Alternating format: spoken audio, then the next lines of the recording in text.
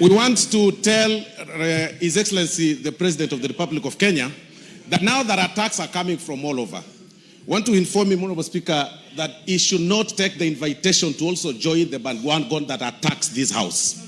Because this House, if somebody claims that they brought money to a certain committee or to a particular chair, then especially on a bill that is actually sponsored by the AG from government, then that person should actually be arrested the more, because he is the one picking money from some public side and then to try and bribe the members of parliament, Honorable Speaker.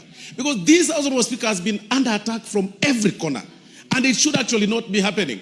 Today, as we are speaking, Honorable Speaker, people are already complaining about KERA. They want the KERA funds to be reverted to the counties. They want NGCDF to go. But, Honorable Speaker, you will need a microscope to see what governors or county governments are doing, Honorable Speaker, because there is nothing that is being done, Honorable Speaker.